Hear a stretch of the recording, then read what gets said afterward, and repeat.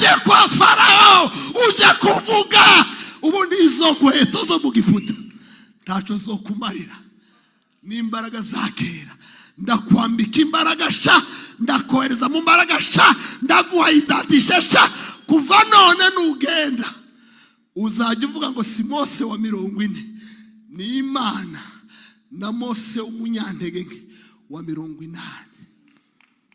Muzi cyatumye Samusoni waguye mu maboko ya maraya n'abanzi aza mu ntwari za Bibiliya ubahe buraya arimo mwari mubizi muri za ntwari zo kwizera 11 arimo yajemo kubereke kubera yuko umunsi umwe yamenye ko atari kubw'imbaraga si kwa silaha si kwa majeshi niwo munsi yagiye itimuna abazi baramubwira ndetse muri bene wanyu nta bakobwa bariho arubwira ngo mushingire uyu namukunze cyane sabandese none se tubigenze gute muri ababyeyi bo gushingira umuntu wakunze ariko bazi ko atari we kubera yuko kenshi ndibo kubuza icyo wakunze banakibujije ari igihe byoba bibi kuri wewe ariko nyambwira abantu tugira amahitamo ariko ingaruka zazo ntituzihitamo nuzazuhitamo uzumenya ko wahisemo n'amahitamo y'ingaruka mbi.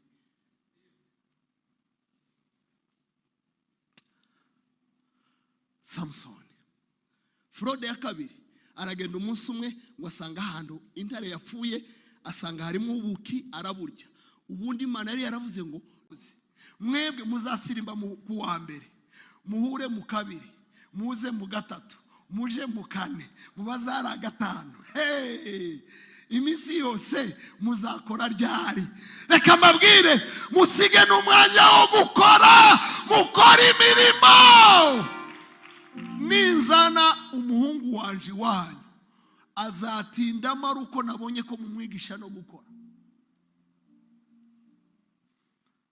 cyane kazi za mikono uzi kuvuga ngo urasirimbye ukigera hano ukamusaba umuntu mitiyo ariko ni bibi bantu b'Imana ni bibi cyane umuntu muzatungwa na generosity muzatungwa n'amaboko yanyu Bibiliya iravuga ngo nzaha umugisha imirimo y'amaboko yanyu mfite abana zambabwira ngo sinzoza mbamba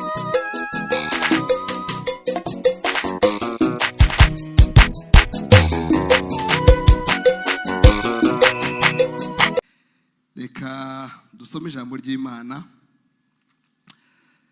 ndasoma hagufi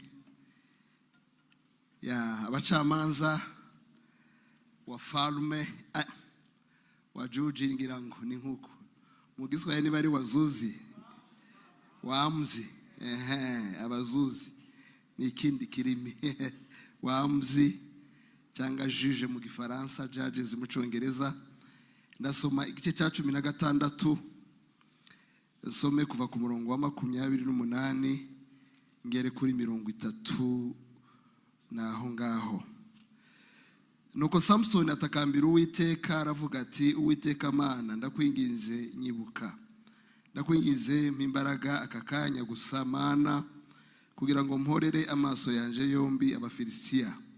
Samson aherako afata inkingi zombi zo hagati ziteze inzu arazegamira, ukuboko kw'iburyo gufata imwe n'ukw'ibumoso gufata indi. Samson aravuga ati mfane n'abafilisitiya, aritugatuga n'imbaraga ze zose arazishikuza, inzu iridukira abo batware n'abantu bari barimo bose. Akantu nakunze gusoma nakangiye gusoma niko gakomeye cyane mu butumwa ngiye kuvuga, nuko abo Samsoni yiciye mu ipfa rye bari benshi, barutaga abo yiciye mu minsi yose yo kubaho kwe. Ubundi nari gusoma na ca gice yavuze kigize moto yabo canga intego yabo, kiri muri Mariko 16 kuva kuri 15, avuga ngo arababwira ati mujye mu bihugu byose mwigishe abaremwe bose ubutumwa bwiza. Sinkomeje uwo murongo ariko murumva yuko araho ngaho ndi. ndakora ibintu bikeya bitari byinshi, ndashima hanyuma nganira ijambo ry'Imana mu mwanya Imana impaye. Ubundi gushima Minisiteri y'Abanaziri ndumva ntabivugaho cyane, ariko kutabivugaho cyane suko ari bitoya. Baje tubakeneye kandi baje natwe badukeneye. Ibyo byombi ntibihagije gushima Imana. Mwanyemera tugakomera Imana amashi.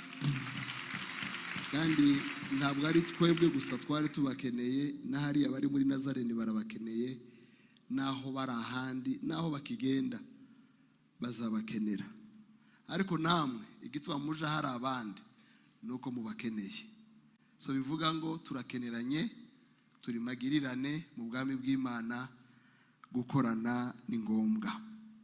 Kimwe mukinyereka yuko mudukunda kandi muza agaciro k'ababyeyi nuko hake yamaze kugera hari abanaziri, iyo mpageze banyereka urukundo runyereka neza yuko muzirikana. Ndabaha gusa ingero zibiri. Urugero rwa mbere, urugendo duheruka muri Canada, Pastor King na Madame n'uriya mukobwa wabo mwabonye n'abandi benshi bavuye muri Amerika, ba driving amasaha 6 barimo na Nzungu, ubwo nazi kubavuga bose mu mazina, nubwo hari abandi batara bo muri timu yabo bateze indege bava ahandi baraza, ariko aba nibo baje nk'itsinda ry'abantu baje badufitiye ubwuzu n'urukundo, baje kutwakira mu kindi gihugu. Urwo ni urugero rumwe. Urundi rugero ko ndatinya kubivuga cyane, ariko Australia badufashe neza pe. Abanaziri badufata neza mu buryo natwe tubura uko tubivuga. Baranyumva, ndabizi ko badukurikirana, n'ahandi bari ndabizi yuko badukunda kandi badushigikira, natwe turabakunda. Ntabwo ari abanaziri bonyine, ni abantu bose banyuze hano.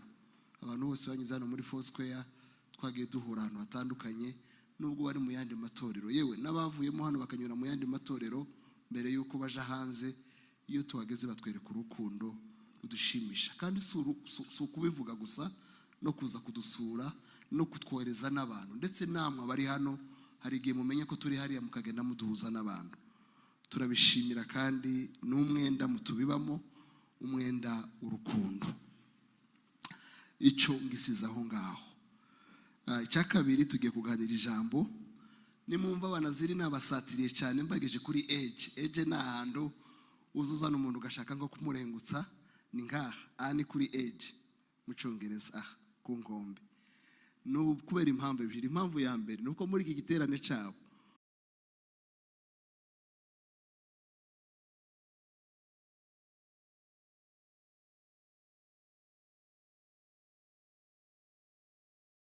niho honyine no babwirira ukuri undi muntu atababwira kandi kwiza. Icya kabiri nuko abana banje mfite, uhereye kuri Samu, wenda niwe mfite mukuru hano, Minisiteri ashobora kujamo vuba ni y'abanaziri. Ni ukuvuga ngo impamvu mbivuze ari Joyous ari abanaziri n'ahandi, kuko ntazahita aja muri Patmos, siko bimeze. Ntazaza no hari ama teams menshi. Niba ashobora kuza mu banaziri cyangwa muri Joyous naturellement, ngomba kumakinga sure yuko hateguye neza, kandi ibyiza ashobora kuba nababwira nabibabwiye, kugira ngo naza azaze ari ahantu nanje nishimira. Suko urwego mugezeho ntarwishimira, oya, nuko nkuko Pastor Christophe yabivuze, hari indi dimension mugomba kugeraho. Ntimuzayigeraho tubashekerera tubaheza amaflere nk'aya ngaya, tibikunda. Muzayigeraho uko tubabwiza ukuri kwiza ku rukundo. Nitwe twubabwira urukundo rwiza rutarimo akandi kantu. Turashima Imana kubwa Pastor Christophe, twishimiye gusangira gatuti. Reka dukomere Imana amashi cyane. Kandi nukuru wabigizemo uruhare wese, yakoze ikintu ciza.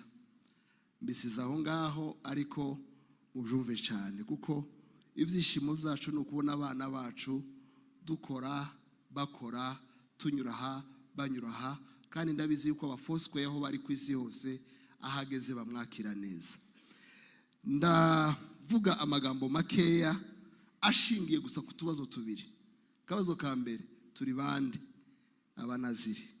akabazo ka kabiri, turaja hehe ko tugiye kugenda? Utwo tubazo twombi dushingiye mu bintu bibiri mwenyine mwiyatuyeho. Icambere, mwiyise abanaziri, kandi abanaziri si mwebwe gusa, ni twese. No kuvuga ngo nintinda ku banaziri, ko ndavuga umukristo wese ugomba kuba aziririje. Hello?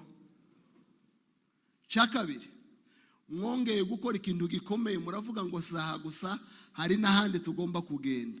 Iyo si misiyo y'abanaziri gusa, ni misiyo y'itorero ryose. Cyumvikanye? Ubundi Yesu itorero yarisigiye ibintu bibiri. Mu magambo abiri hari ijambo ryitwa ngo ni Great Commission na Great Commandment. Great Commandment cyangwa itegeko riruta yandi ni urukundo. Nirya jambo yavuze ngo mukunde Uwiteka n'umutima wanyu wose, n'ubwenge bwanyu bwose, n'imbaraga zanyu zose, ngo ntibirangira aho ngaho, ngo ukunde mugenzi wawe nk'uko wikunda. Yari matanga ijambo ryitwa ngo ni Great Commandment. Niryo tegeko rirusha yandi mategeko, kuko niryo tegeko rihuje yandi. Cyakabiri nicyo bita Great Commission cyangwa ubutumwa buruta ubundi Yesu yasize. Matayo 28 mwabisomye muri Mariko, n'ahandi yavuga ngo nta ubutware bwose mw'isi no mw'ijuru, ngo mugende muhindura abantu bose kuba abigishwa. Iyo rero muvuga ngo turi abanaziri, twese turifuza kuba abanaziri, n'izina iryo ntabwo ari non propre, ni non commun y'abakristo. Dukomere Imana yacu amashi. Hanyuma iyo muvuga ngo saha gusa hari n'ahandi tugomba kuja, twese ko turagenda keretse igipfu. Twese ko turasohoza misiyo ya Yesu tugenda. Ariko ikibazo niba je niki ngiki, nikigena nimbabwiye, tugiye turi bande? Kugira ngo ngisobanure, nibutse inyigisho nabwirije bwa mbere mu giterane mwakoze hano, navuze hejuru y'umunaziri mutindaho. Ubu ndavuga gusa inshusho zitanu umunaziri yogira. Nimara kuvuga izo shusho zitanu, ndakubaza ngo se ko muragenda mu yihe shusho? Kugira ngo mbivuge neza nihuta, ndabihera ku buzima bwa Samusoni. Numwe mu bantu Bibiliya ivuga yerekana umunaziri. Ubundi izo shusho kwa eshanu, reka manze zivuge gatoya, zisobanure gatoya nanone. Ishusho ya mbere ni y'umuliberateur, umuntu uja kulibera abantu, umuvuga butumwa, uja gukura mu ngoyi abo Satani atwaje igitugu. Ishusho ya kabiri ni y'umufroderi. Umufroderi, bwira mugenzi wawe ngo ka fraude. Ishusho ya gatatu ni y'imfungwa, prisonnier. Ishusho ya kane ni entertainer, zenda gusetsa, umukomedi. Ndazivuga nshingiye kuzanditswe. Ishusho ya gatanu ni umuntu w'umunyantege nke ukeneye gufashwa. Ndaza no kubabwira ngo ariyo mwishimira kuruta izindi. Ubundi Samusoni yaje hageze, yaje ari igisubizo cy'umuryango cy'isengesho riri specific n'igihugu. Nabivuze cyane kuko natangiye kuvuga umuliberateur. Mu muryango kwa Manowa bagiraga ikibazo, bari barabuze urubyaro, bajya basenga ngo Imana yokagira Imana izabibuke ibaho umwana. Nyamwira abantu hari gihe mu kibazo cyumwe hoba igisubizo cyabenshi. Bivuge navuze ko mu ijoro ry'ubusabane, umunsi umwe mu rugo rwo kwa Yakobo, abana biwe yagiraga 12, ariko babiri ntibavugwa mu bongiye kuvuga. Umwe reka mpindure nje muyo kwa Yesayi, niho binyorohera kubivuga cyane. mu rugo kwa Yesayi, kuko naho handi habaye igisubizo binyuze mu muntu umwe. Mu rugo kwa Yesayi yagiraga abana benshi baja kuragira. Hanyuma umwana umwe mu basigaranye na se witwa Dawudi, se aramubwira Yesayi ngo ja kugemurira bakuru bawe. Agenda agiye kugemurira bakuru biwe, agenda yihuta akumbuye bakuru bagiye kugemurira abashira ibyo bari bakeneye. Mu yandi magambo bakuru be bari bagiye kwakira ingemu ya murumuna wabo uvuye kuri se, ariko na Isiraheli muri ico gihe yari igiye kwakira ingemu kubera yuko Goliyati umufilisitiya cyari ikibazo gikomeye kuri Isiraheli ico gihe. Nashatse kuvuga ngo mu gihe kwa Manowa bari bagifite ikibazo cy'urubyaro, Isiraheli yaramaze ububata bw'imyaka 40 bwa Goliyati. Imyaka 40 abafilisitiya na Goliyati umuryango wabo uhatse neza abanyisiraheli. Nta kintu na kimwe bakora, bari mu bubata bafite ubwoba, mu yandi magambo bihisha batotora. Imana yumva isengesho ryo kwa Manowa. Uwo munsi marayika araza abwira muka Manowa ngo ugiye kubyara umwana w'umuhungu. Niwo munsi mubwira ngo azaba umunaziri. Muka Manowa yumvise ayo magambo arishimye. Umugabo wo mwahagere Manowa aramubwira ngo umuntu yaje agera hano, marayika w'Imana avuga yuko tuzabyara umwana w'umuhungu. Amakondisyo ABCD, icuma cogosha ntikizamugere mu mutwe. Icya kabiri, ikintu cyo kunywa gisindisha ntazakinywe. Nanje ubwanje ugiye kumutwita sinzanywe ikintu gisindisha, ntazahure n'ikintu gipfuye. Amakondisyo nkane. Amaze kuvuga ayo makondisyo yose n'uburyo yahuye na marayika, umugabo w'Imana aravuga ngo ubwire uwo muntu naje azambwire. Ndagira ngo nkubwire ngo ubwire Imana ngo yongere izivuge ibyo yakuvuzeho. Uyu mugoroba marayika garuke, Imana igaruke isubire mu byo yakuvuzeho. Mbere yuko dusoza uyu mwaka, Imana yongere igaruke ishimangira ubutumwa yaguhaye, isubire mu bihe, igukomeze, ntucike intege. Rero Imana yacu igisubiramo. Ariko ntiyasubiriye mu busa, nuko Isiraheli yari ikeneye umuliberateur. Bibiliya nimuza gusoma igice cya 13 niyo batangira kuvuga iyo shusho ya mbere. Aravuga ngo ni uzatangira gukiza abisiraheli amaboko y'abafilisitiya. 13 umurongo wa 5. Bivuga ngo Samusoni yaje mu shusho ya mbere ari umuntu ukiza abanyisiraheli amaboko y'abafilisitiya. Izina Samusoni rivuga petit soleil, akazuba karashe gato. Mu yandi magambo umwijima ntuzahora witeka ryose. Igihugu cyagenderaga mu mwijima kibonye umuco. Mu yandi magambo Samusoni yaje aruteguza Kristo. Yavugaga agakiza k'abanyamahanga, yavugaga ko Kristo azaza ahari umwijima hakaboneka abavuga butumwa, bakagenda ntibicare hamwe, bagahindura, bakamamaza ubutumwa bwiza bwo kuzuka. Iyo niyo nkuru nziza. Dukomere Imana yacu amashyi. Petit soleil, ndamubona sinone, ndabona umuco. Kristo wagombaga kuza.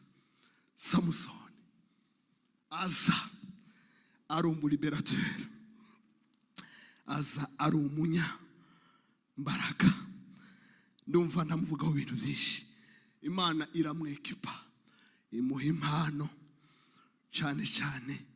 Bibiliya niwe muntu wa mbere ivuga ngo umwuka w'Imana ngo akajya muzaho, ngo l'esprit de Dieu commence à venir sur lui.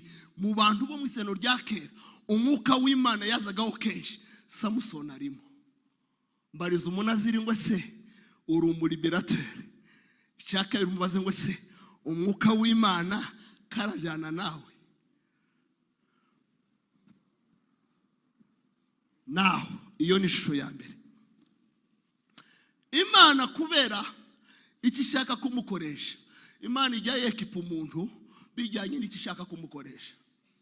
Igimuha intwaro akeneye,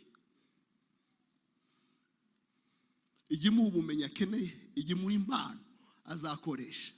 Kandi ntuzasaba Imana ngo iguhe imbaraga utaratangira gukora mu ntege nke, kuko Imana zitanga imbaraga zo kurambika, izitanga imbaraga z'urugamba. Kandi nusaba Imana imbaraga witegure n'urugamba, kubera yuko imbaraga zose zijyana n'urugamba ugiye kurwana. Niba ugiye kurwana urugamba rukomeye, Imana izaguha imbaraga zikomeye.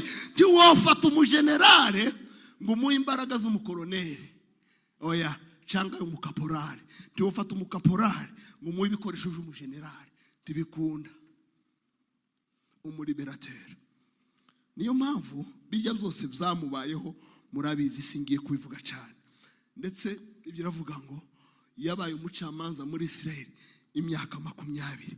Mu yandi magambo, ku ngoma yiwe abafilisitiya ntibongeye gufungura kano, kuko yari umuliberateur. Yakoze ibintu bikomeye. Niwe muntu wafashe intare arayitandamura. Niwe muntu wafashe ingunzu 300 azishira au garde-à-vous. Garde-à-vous murabizi ni chini ya ulinzi. Arabwira ngo ntimwishaganye, mwegerane, muhuze imirizo.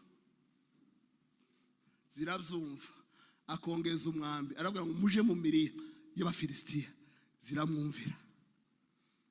Umwuka w'Imana azadukoresha iby'imiryango itadukoresha, azadukoresha iby'abantu batadukorera, ajya duha imbaraga, ajya twekipa kubw'ubwami bw'Imana.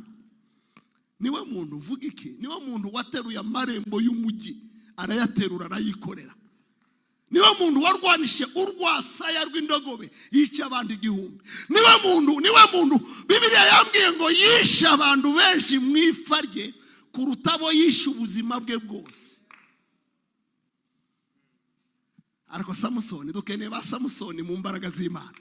Dukomere Imana amashyi kubw'abandi Imana ihagurutsa mu mbaraga zayo. Ariko wa muntu ukomeye w'umuliberateur, umunsi umwe atangira gufroda, atangira gukora ibyo abujijwe. Niwo munsi yagiye itimuna. Abazi baramubwira nese muri bene wanyu nta bakobwa bariho? Arabwira ngo mushingire uyu namukunze cyane. None se tubigenze gute? Buriya ababyeyi bo gushingira umuntu wakunze, ariko bazi ko atari we, kubera yuko kenshi ntibo kubuza icyo wakunze, banakibujije ari igihe byoba bibi kuri wewe. Ariko nyambwira abantu tugira amahitamo, ariko ingaruka zazo ntituzihitamo. Nuzazuhitamo uzumenya ko wahisemo n'amahitamo y'ingaruka mbi.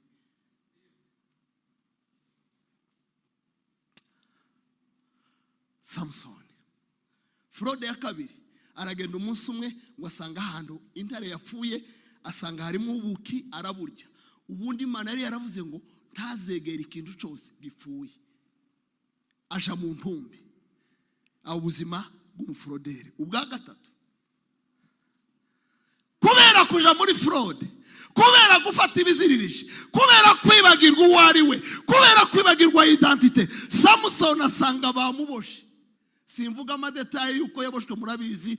Amaze guhura na Delila naho byatangiriye, baramuboha ngo amushyira ku bibero, afata umukasi aramwogosha. Wa mukasi kuragenda kurahiga abasore b'Abanaziri, n'abasore bo muri Foursquare, n'abasore muri Calvary, n'abasore bo muri Nazarene. Urahari kandi uratyaye. Allo, tuzamura Imana yacu ibiganza, dukomere Imana yacu amashyi. Delila mushyira ku bibero, hanyuma amagara arabwira ngo namufashe nguyu. Amaze kumena ibanga ry'imbaraga ze, nakuyeho umusatsi, ndamukanguye, ananirwa kwikangura. Ko ndamukanga akabigikange, ubundi namukangaga agahaguruka mu mbaraga, za mbaraga zashize. Baraza abafilisitiya baramufata bamugira prisonnier. Identite ya kangahe? Ya gatatu. Ya kane, Samusoni aba entertainer, aba byenda gusetsa. Umuntu ashobora kuba umunaziri wo gusetsa gusa. Allo, sibuze ngo gusetsa ni bibi, ariko bikaba ari ibintu nimwumva bigiye kwiteranwa n'izina ryanje ndimundi bibababaze niko ikinyarwanda kimeze by'amashengo by'amablage bira akajyamo gusa ngo kubera ngo hari ukuntu babyina hari ukuntu babikora hari ukuntu mbese identity tugiye gutradinga tugiye kujyana ahandi ikaba yayindi y'ibintu z'imikino bijya yavuze byo gusirimba bidafite 12 sivuze mu bantu bashigikiye igisirimba bahaza agaciro ka ndimo ariko namenye neza yuko abantu bose babyina hano si umwuka ubabyinisha ni imbaraga z'abasore.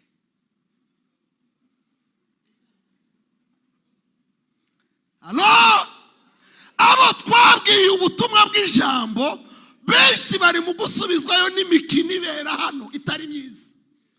Babwire iki kintu turambiwe akajagari ko kuri pulpit. Turambiwe umuntu umwe afata mikoro undi akayifata undi akamusakuriza. Halo ari kintu kitari cyiza naho abantu babwiriza mukumva twagira igihe cyo kuririmba timutuze ngo mugumaho muri abantu bose iyi podium muri ntowe twese nditwoyizaho none igitangaje tukavuga ngo dushoje indirimbo umuntu akamatangira gucuranga hari babandi bari bagezere bose bakagaruka. Alo mu nzu y'Imana Paulo yandikira Timoteyo ngo nintinda uzamenye ibikorerwa mu nzu y'Imana ahera hari ibyo tuwakorera n'ibyo tutagomba kuwakorera. Dukuremo black na entertainment dusigemo umurimo w'umwuka. Alo mwuka w'Imana yongera avuge za mbaraga zo muri Samsoni zimanuke abana buzura umwuka we. Buriya ibintu biri hano biri mu mwuka umuntu azabibona n'amaso n'ibyakorewe mu mubiri nabyo biragaragara. Biravuga ngo imbuto z'umwuka ziragara ngo n'iza kamere nazo ziragaragara. C'est clair, ça saute aux yeux. Nimo ndavuga ngo ko turagenda tujanyike tujanye identité Bibiliya ko muravuga ngo sayikuye hehe mu Bacamanza 16 umurongo wa 10 wa 25 ngo nuko bakinezero mu mutima baravuga bati ni muhamagaze Samsoni abe utuganirira entertainer umukomedi. Nuko batumira Samsoni bamukura mu nzu y'imbohe ijyana babwiye identité ya gatatu hanyuma babigenda gute baramurandata bamuhagarika imbere yabo hagati y'inkingi arabaganirira barangije kumunogoramo amaso bakavuga ngo uyu ni Samsoni bakajya baza n'utwana ngo mukoreho tukaza tukamukoraho tukifotozanya nawe. Uyu ni wa munyembaraga twari tuzi ku gatuti wagiraga imbaraga yabaye byenda gusetsa. Hari igihe imbaraga zoshira umuntu agasigara ari byenda gusetsa ibyari imbaraga ibyari ugukorera Imana bikaba entertainment. Kandi mutangazwe nuko entertainment igezweho abantu barwaye stress bari mu gukora ibitaramo hariya muri Kigali bamwe nza mbabona mu murimwe. Hari umuntu azagira gutya wajya kuri Foursquare TV hagahita hazamo comedy utashakaga ukabona bakweretse umuntu w'ahantu uzi nawe yayigiyemo. Simbabwiye ngo ni bibi kuja kururi imbavu ntacakirimo ariko se nico isikeneye none n'abantu babasese bagasanga babibagije imibabaro barimo basohoka hanze bagahura nazo. Uzuvamo hano ugitangira gusirimba muri entertainment agahinda akakubwira ngo ngwino turi kumwe. Ariko iyo ari umwuka w'Imana azacinzira azavuga azaguherekeza icyumweru cyose ajya kubwira ngo nubwo bitarakunda umwuka w'Imana arahari imbaraga zishobora byose zirahari. Samson umunaziri nibiki tuye tujana niye identité tugiyemo tugiye turi aba liberateur tugiye turi ba fraudeur tugiye turi bande entertainers tugiye turi bande. Imbohe ya gatanu ni umuntu w'umunyantege nke ukeneye gufashwa, wavuze ngo Mana ahangeze si imbaraga zanje. Igihe cyose wibonamo imbaraga, Imana irakureka. Igihe cyose wimenyemo intege nke, Imana iragutabara. Igihe cyose uvuga ngo sishoboye, Imana ivuga ngo shabazwa n'imbaraga. Shabazwa byose ni na Kristo imbaraga. Nuzi imbere y'Imana ufite imbaraga z'ubusore, buri imbaraga z'ubusore zirashukana. Zaze kugira ngo no mu buzima busanzwe ndiyo nkubita. Siko gize zababwira. Hari ubigeze ambwira ngo ako kagabo kaduhagaze imbere ngo nugafata nkagakunja.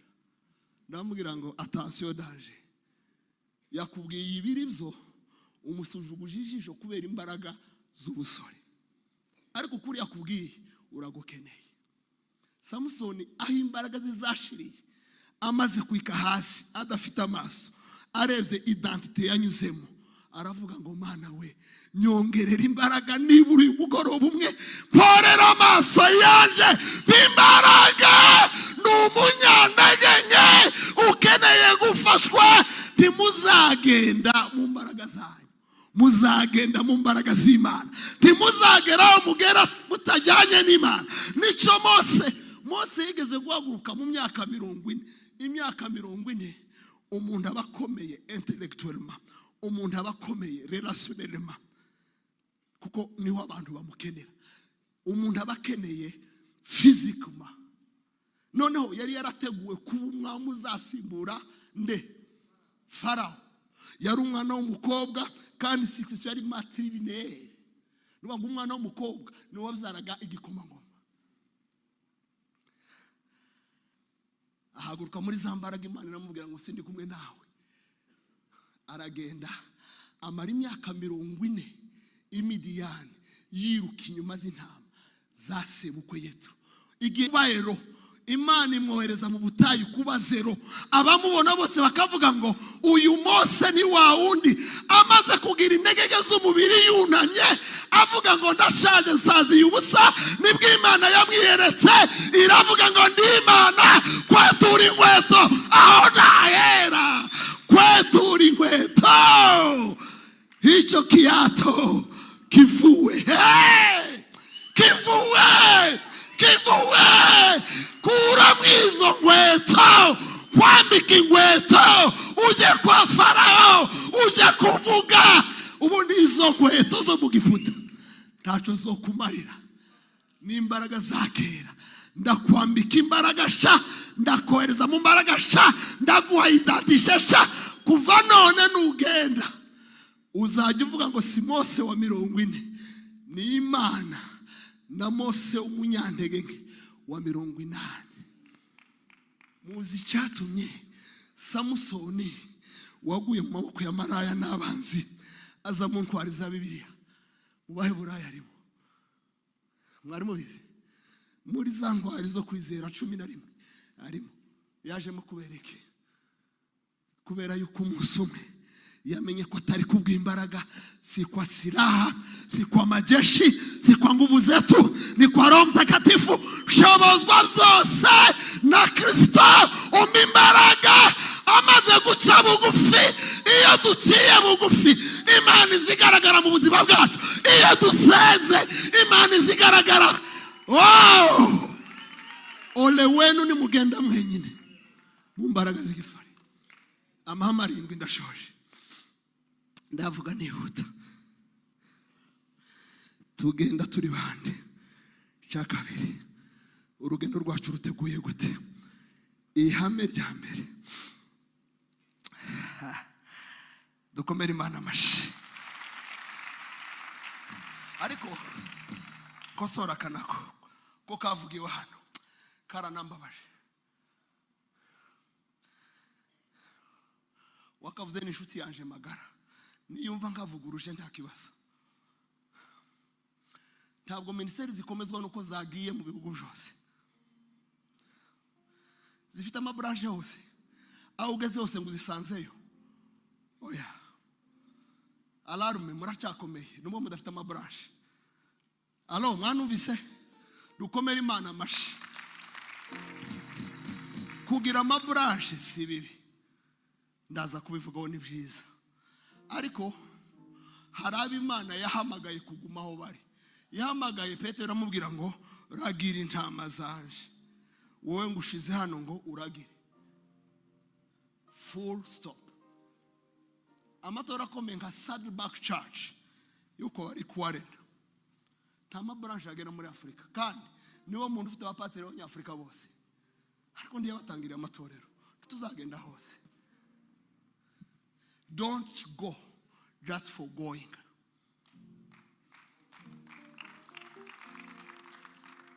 Urabona ngo izindi zose zabaye international, nta muri representa uri national uretse FIDELE, abandi bose ni international. Kandi nyine ko barazishakisha hepfo na ruguru, ngira ngo bari n'abamaze kuzigira mu Barabu z'abantu nk'ababiri bagiye baba bashaka ibyangombwa byo kuja hanze, deje bakavuga ngo natwe dufite ministeri. Sinavebye ibyo muhaye mukora, ko ndashaka ngo tubikosore tumenye se ngo tugiye gute. Now amahama 7 ijya mbere, abajya handi rya jambo ryanyu saha gusa baroherezwa, tibiyohereza, they are sent. Nababwiye amakuru ya Petero, Yesu amubwira ngo urankunda, ndagukunda, urankunda, kugeza ku bwa gatatu amubwira ngo uragira intama. Muyandi magambo ntugende. Urwo rusengero bavuga yatangiye i Roma narugezemo ndarureba, Cathedral Saint Pierre ndarureba. Aramubwira ngo ntugende, wowe ntugende, guma hano, ntahujya, genda ushumbe. Ministeri ndikomezwa no kugenda, ikomezwa n'Imana yayivuzeho. Paulo na Barnaba bo bahagurutse kandi baje nyuma cyane ya ba Petero, ko Petero n'umwigishwa wa Yesu niwe wagomba kugenda, yari afite ubutumwa bwa first hand, ariko ntiyagenda. Ahubwo Paulo na Barnaba barabohereza bajya gutangira za ministeri hirya no hino, boherejwa n'itorero rya Antiokia. Byose ngiye kwivuga cyane, ndabaza abanaziri barimo bagenda nizi za ministeri zirimo zigenda, ni bande babohereza? Ni byiza yuko yavuze ko barababohereje. Ubusimba imbacarinje, ariko ndababwira abandi ngo si ugupfa kugenda. Genda niba ari Imana yakohereje, timubikore kubera yuko nabandi babikoze. Timuzatangire ministeri for peer pressure. Oya, timuzatangire ministeri muri Kenya ngo kubera yuko nabandi bayitangiye. Muzatangire kubera yuko wageze Imana yabohereje. Cyo ni icambere.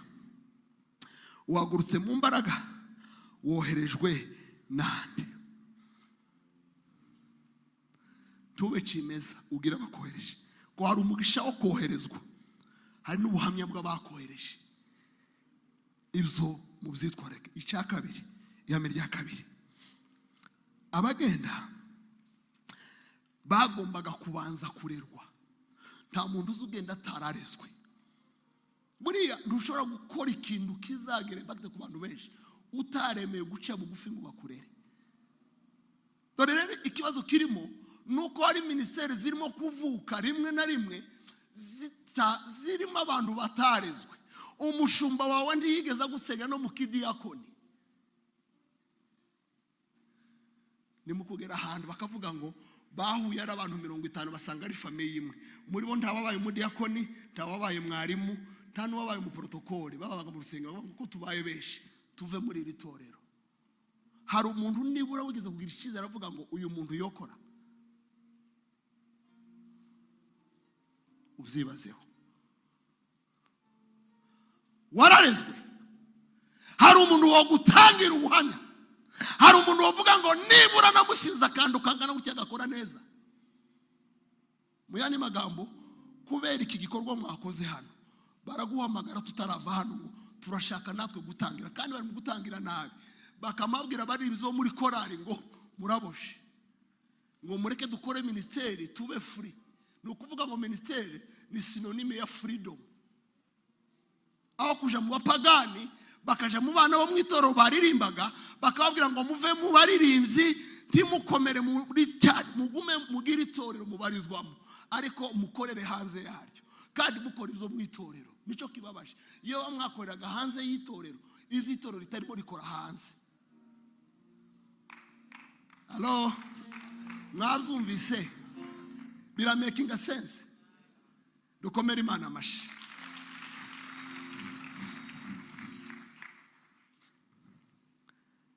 n'abantu batojwe gatatu uwo muhamagaro wo kugenda ugomba kuba confirme abantu bakavuga ngo n'ubuhamya nuko abana n'abandi meni magambo bikagaragara neza yuko hatarimo guhubuka mu yandi magambo hari teste utazigera unyura ku ruhande muzabirebe ministeri nishi zipfa mu myaka 3 ya mbere kuko bahagurutse nabi mwozishaka ministeri zagurutse muri Kigali biratangaje titwishimira yuko zazimye ahubwo twe biratubabaza namaboko bene abantu bavuye mu nsengero bakaja muri ministeri zigapfa tibagaruka no mu nsengero tibemera ngo baze no mu baririmbyi nukuvuga ngo bavuyemo bizejwe ibitangaza bagera hanze bidakunda kongera kugaruka bakumva ari ikimwaro tasoni zirimo uce bugufi ugaruke kunanirwa si igitangaza ahubwo guheba nico gitangaza ndagira ngo ubwire ngo kunanirwa failure si igitangaza ariko kutigira ku makosa yatumye ufailinga nico kibi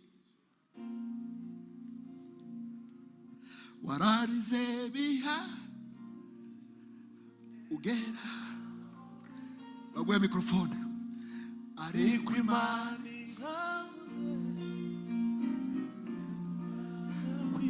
Richard fata mikrofone wararize ugera naho wiheba ariko Imana ndabakoreye Imana Nawakwiringira Imana kwibuhe mukire nawayikorewa kozwe n'isoni nawakwiringira Imana kwibuhe mukire nawayikorewa kozwe n'isoni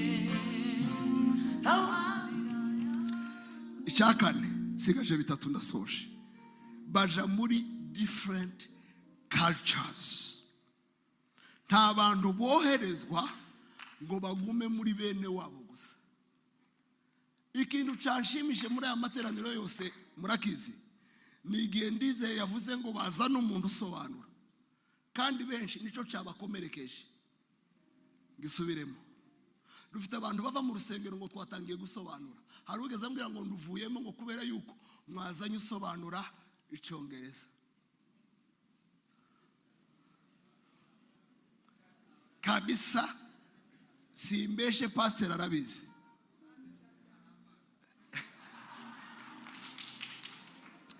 baza muri culture zitandukanye babwira iki kintu nta kintu kibabaje nko kugira amateraniro y'icyongereza ku bantu bagiye bavuga ngo saa gusa turacanja n'ahandi bataratendinga n'umunsi n'umwe naho nza ndebera umurida tuza tugashakisha abantu yageze aza kuyabwirizamo icyongereza cyari gike cyane siko bimeze twese kuko niba tuye tuja mu mahanga ntituzayajana mu rurimi rwacu ntituzayajanamo ibisirimba uzi kuba uri umuhimbyi utarahimba indirimbo nimwe y'icyongereza n'igiswahili hanyuma ukavuga ngo saha gusa kuraja hehe tubwiza ukuri kuraja hehe wagumye mu banyu ugira igisirimba turabizi uzi kugihengeka no kukigorora ni icabene wanyu niba uhaye ugenda mu mahanga iga ururimi rw'amahanga tangira ko niba uragura bibiliya y'icyongereza uzi gutunga telefone ya smartphone bibiliya y'icyongereza kuidownloadinga ni free of charge ariko ntibamo. Iyi giswahili ntibamo. Hamo WhatsApp gusa. Ngo kuragenda. Ukundanye n'umukobwa wo hanze, mwararangije gahunda, ntiwize ngo uzanave hano uzi gutwara n'imodoka. Ugiye kumwongera amezi yari yo kwiga gutwara imodoka. Umunsi umwe bambwira ngo uraba representa w'urusengero. Ndababwira ngo ntibishoboka. Mbisubiramo ubwa kabiri n'ubwa gatatu. Umuntu arambwira ngo nta muntu uzi wakana gutyo. Tuvuga ko ugiye kubitekerezaho. Ndatuza. Tumaze gutandukana, arambwira ngo ugende usenge. Ngenda Nazareni, aramuzi pastor witwa Gafupi. Ndamubwira ngo unshakira icumba. Ndashaka kumara iminsi 3 nibaza ngo ngiye mu biki. Igipastori nashatse kugihakana hari, bambuza kugihakana mu bantu. None umbwire impamvu ndashobora guhakana ngo bavyemere. None ngomba kuja gusenga, naje gusenga ngo umbwire. Umunsi wa mbere ndasenga, nari mu cumba jenyine.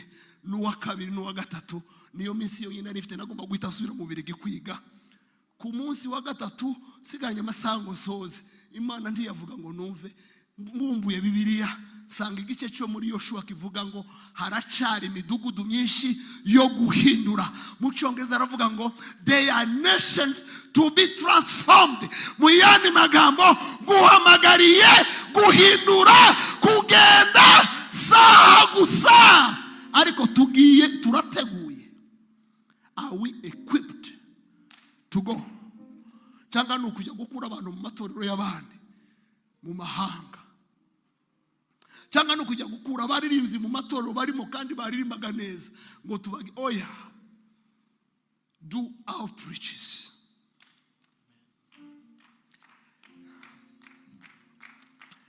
Niko bimeze. Bagiraga leadership ni cya gatanu. Icyo sinki gitinzeho. Nimuza kubireba neza. Nta muntu wigeze ukora as solo nk'umuntu umwe. Bagiraga team. Nico kintu gikomeye nakoze mu banaziri. Ntibagira umuyobozi. Bagira team y'ubuyobozi. Tugikomera amashi cyo kintu. Igice ba Paulo, ba Baranaba bakajana, Sira bakajana, Mariko, Yohana bakajana, Timotheo bakajana na Luka. Abo bose yari muri timu ya Paulo. Ntiyagendaga wenyine. Muyani magambo leadership muri team ni nziza. Apana yo gufata umuntu murumuna wawe, mwene so wanyu, umugore wawe nabandi bigasa nkaho widodeye iyo ministeri ndizaje mu mahanga. Niba ushaka ikintu kija mu mahanga, agura imbago. Shaka mubo hanze, zana abantu mutagira namasano, kandi abo nibo maboko azatumugana mu mahanga. Ntabwo ari ibintu byo kwidoderaho z'abajama. Abantu mwasangiye kafe hano kwa King. Sibzora, sihezara, dukomere Imana amashi. N'abantu muvuga ukabara kwa ba FIDELE.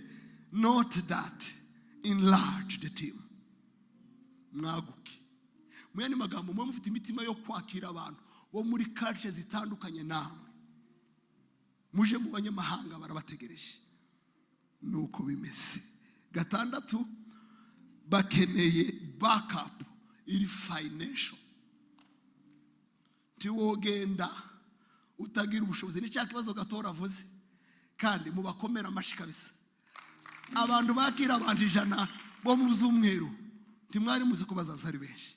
Ariko kuri impamvu buri Imana kirabategura kwaguka, kirababwira ngo nyuma yo gusirimba mushaka akazi. Allo sinzi niba mubishiye iyo language ikivuga. Buri Imana yababwiye ngo timuzakora igisirimba ngo birangire mudafitemo abakozi. Mwebwe muzasirimba ku wa mbere, muhure mu kabiri, muze mu gatatu, muje mu kane, mubazara gatanu. Imisi yose muzakora ryari. Reka mbabwire musige n'umwanya wo mukora imirimo. Ninzana umuhungu wanje wanyu azatinda maruko nabonye ko mumwigisha no gukora cyane. Kazi za mikono. Uzi kuvuga ngo urasirimbye ukigera hano ukamusaba umuntu mitiyo. Ariko ni bibi bantu b'Imana. Ni bibi cyane. Umuntu muzatungwa na generosity. muzatungwa n'amaboko yanyu. Bibiliya iravuga ngo nzaha umugisha imirimo y'amaboko yanyu. Mfite abana nzambabwira ngo sinzoza mba amafaranga y'ubusa. N'abariya bari hanze uwatangiye gukora nzamubwira ngo do saving, unyereke icyo wakoresheje amafaranga make wakoreye mbere y'uko usaba yandi. Madame tukabifa kavuga ngo umwana karagusa amafaranga nduyamuye sinyemuha kabisa. Umwana ndiyo uza gusa amafaranga uko asabye umuheza uko asabye azabidebe kizeze gusa azati inkonda nawe ukazohanagura inkonda. Oya, agenda akoresha amaboko aze gusirimba hano akore no hanze.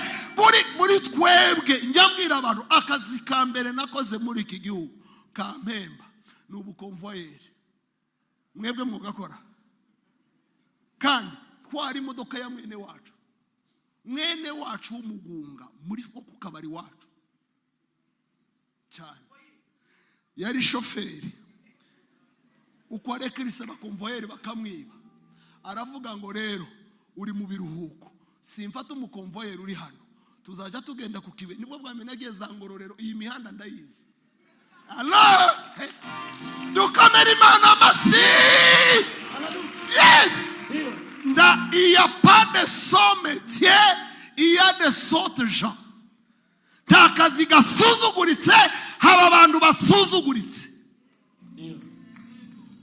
Kandi gakomera ngo nagakoze nda mu mutwe nari muri kaminuza mu mategeko. Kandi sinabonaga amanota yo hasi. Nta narimwe ntabonye distinction.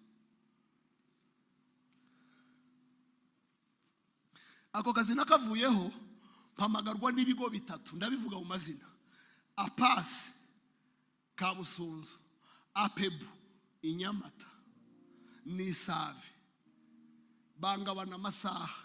Haraho nakoraga amasaha 5 bakampe mu mushahara, abandi bose bakorera icumweru. Kuko mu mutwe harimo ikintu ariko n'amaboko harimo ikintu. So mu mwuka muzure, mu migeri muzure, mu maboko muzure, mukorera Imana mutagendeka umuntu ndaka kunyuze mu ijisho. Hadiremwe muri mukushango mukomeze kuba mabebe mu myaka 30. Mukuru wawe cyangwa mwene so wanyu cyangwa nyokorome azahora kohereza pamba umubwire ngo byabaye nabi, yamuza akazi bazakora muri Amerika akubwire afite ikizeze ciwe azarera kuzimpaye mbesha. Ndiyabivuze mwenyine, ndiyabivuze hano mu joro ry'ubusabane. Ndiyababwiye ngo umunsi umwe ngo caragutse kiramubwira ngo gifite ikibazo, ngo umutwe uri mu kwihuta amaguru agasigara, ngo amaguru yiwe ngo umutwe uri mu gutekereza wagenda amaguru agasigara, ngo amaguru yirukanka umutwe ugasigara. Ngo none shirira ibintu ku murongo. Imbaraga z'umurimo ahantu mwicaye ni mu mafaranga. Ibi byose ni amafaranga. Nimuzajya musirimba uzumenya ngo itapi iri cleaned, umenye ngo wari washyizemo amafaranga, nituwabahera ubuntu ntimubigire cheap. By the way, Ben ushiraho team ntituzongera kuza tuhatanga cyane. Suko tutabashigikira nuko nidukomeze kuba iby'ubuntu ntimuzakura.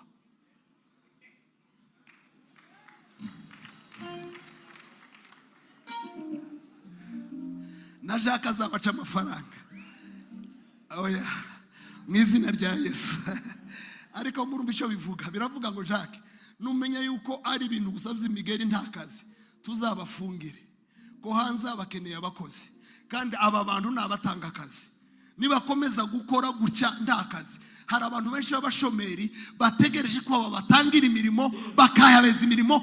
Ni abasore bafite intekerezo nzima, bafite ubwenge, benshi muri bo barangije za kaminuza. Do create jobs, mukura abantu mu mihanda. Narimvuze ngo iyo mirimo uziko Baranaba yagiraga real estate, ibyakozwe no mu gice cya 4 yubakaga imidugudu ngiya bakaposha. Uziko Paulo yagiraga amahema niwe muntu wa mbere watangije business yo gukodesha amahema. Akayaboha amwe akayakodesha ayandi akayakoreramo. Ugeje imyaka 30 utarakorera ifaranga n'umunsi n'umwe. Imana idufashe. Sibyo? Karindwi ndashoje. Batangira umurimo ukomeza ubufatanye n'umurimo wabohereje. They keep this partnership between what they are doing and where they came from. Iyi connection, iki kiraro nico kibakomeza. Muzasome ziriya nzandiko, mu nzandiko 13 Paulo yanditse icya gatatu cy'isezerano risha. Mu nzandiko 13 zanditse hari inzandiko zitwa ngo ni pastoral. Ni ukuvuga ngo ni inzandiko za gishumba. Yari umushumba ariko watangirije abantu amatorero, abagalatiya, abafilipi bande, Timoteo umwana we yarega, Tito. Ziriya nzandiko ni inzandiko pastoral. Yari umuntu wabatangirije bagira autonomy ariko akomeza umubano nabo. Bagera ahantu baba stuck bakamubwira ngo uri papa wo mu mwuka tubwire. Birashimisha iyo umbwira ngo bimeze gutya ukambaza. Bishimisha na mutima mukora nanone kumva uwagacira umushumba mwakoranye.